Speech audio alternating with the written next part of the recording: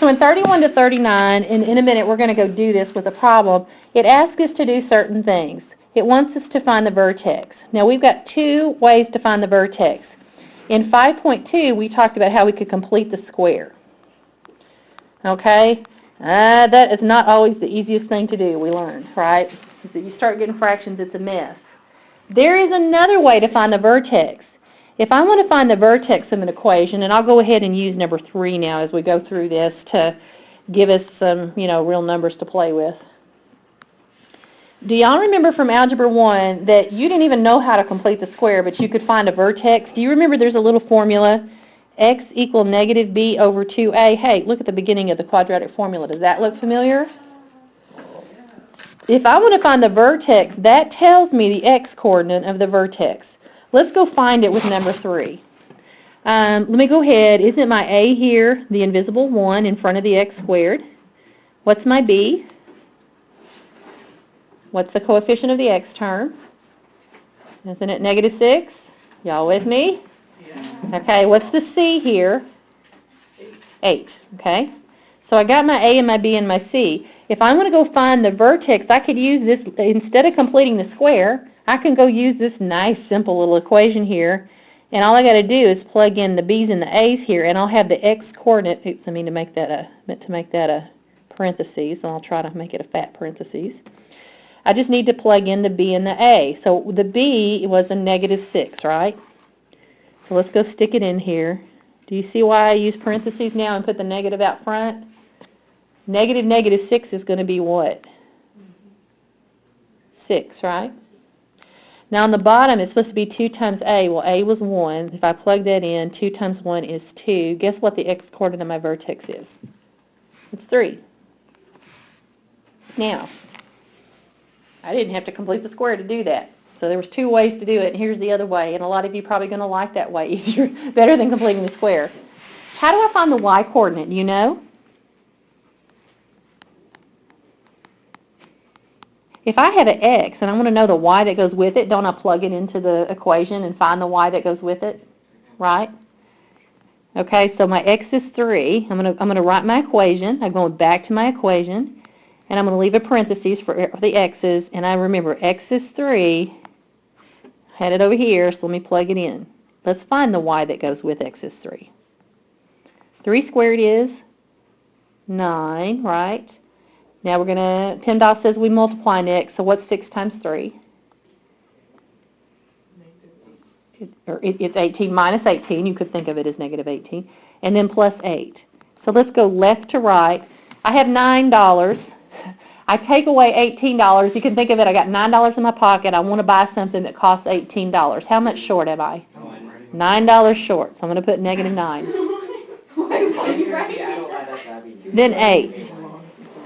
All right, so now negative 9 plus 8. I want to buy something that costs $9. I have $8 in my pocket. I don't have enough. I am short $1. So I'm negative 1. So what is the y that goes with x is 3? It is negative 1. There's another way to find your vertex.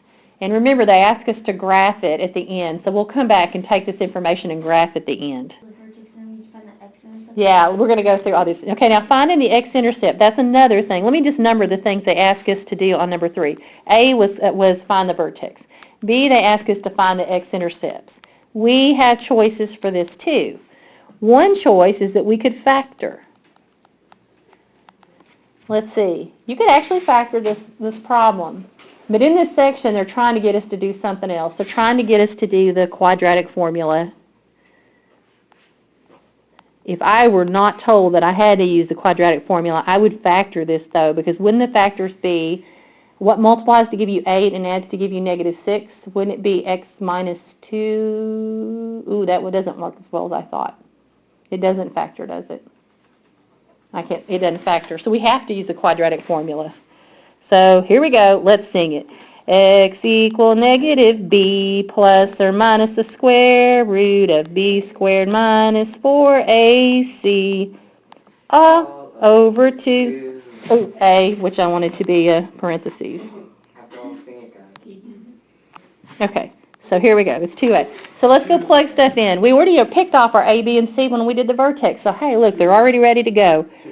B was negative 6. I'm going back up here and noticing that, hey, I already got these values. B is negative 6, and it also goes here. A was 1, and doesn't A go there and there? And then my C was 8, so let me stick it in here. Now I just got to simplify. When you simplify, you need to do the whole numerator separately than the denominator. The denominator is always the easy part, because what's 2 times 1? 2 times 1 equals 2. 2, okay. So now on the top, let's start simplifying. Hopefully I won't run out of room. Under the radical, we do the exponent first. Negative 6 squared is what? 36. Yeah, 36. It's a positive 36. Don't forget, when you square a negative, you get a positive. Now, minus, let's do the multiplication part, because PEMDAS says after exponents we multiply or divide. 4 times 1 is 4, times 8 is 32, so I could write 36 minus 32. Now, if I simplify that, what is 36 minus 32 under the radical? 4. Oh, this is going to come out nice. Yay. All right. What is the square root of 4? 2. And remember, the plus or minus is built into the formula for us so that I don't have to remember to, when I square root, to put plus or minus over 2. Now I've got two answers. One of them is negative 6 plus 2 over 2, and one of them is 2. Negative 6 plus 2 over 2 is one answer. Negative 6 minus 2 over 2 is another answer. And these are what? These are my solutions, but remember, my solutions are my x-intercepts, aren't they? And that's what they're asking us to do right now. So let's go find out what our x-intercepts are. When you're doing a fraction, remember, you do the whole top, and then you do the bottom, and then you put them together. What's negative 6 plus 2 on that first fraction? 4. Or negative 4. And negative 4 divided by 2 is negative 2. One of my x-intercepts is x is negative 2. And remember, on an x-intercept, y is 0. Let's write them as points. So we're kind of practicing that as well. On this other one over here, we got 2 on the bottom, but what's negative 6 minus 2? That would be adding, which would be... Is it negative 6 positive? Because... No, it was a negative. Or was it? B is negative and 6 is negative. Yeah. The problem when I go to a new slide is I'm trying to remember what was on the slide before it. I can't go back. This was actually supposed to be a plus 6 here. I wrote it down wrong. So let's recalculate these. Oh, it's not that big of a deal. 6 plus 2 on top is 8 over 2, which is 4. One of my x-intercepts is 4, 0. And then on the other one, 6 minus 2 is 4 over 2, and 4 divided by 2 is 2. My other x-intercept is 2, 0. So that's something I'm going to want to sketch in a minute when I go to do that part. I need to do the y-intercept. Remember, the y-intercept was really easy, because where is the y-intercept on the original equation? Yeah, it's that number. It's the constant on the end. If you have simplified it all, it's just right there. My y-intercept is 8. Let's think about that. That means the y value is 8. On a y-intercept, your x value is 0. So there's a point on my graph. Now I want to make a comment about this, because on the quiz, so many of you had trouble with this. Boy, I wish I had drawn that better.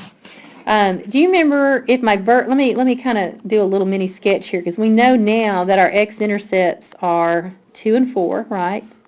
So let's kind of start on our little sketch here. If my x-intercepts are 2 and 4, they're right here and right here, correct? What was my vertex? Yep. 3, negative 1? Okay, so 3, negative 1, that would be right here. There's my vertex.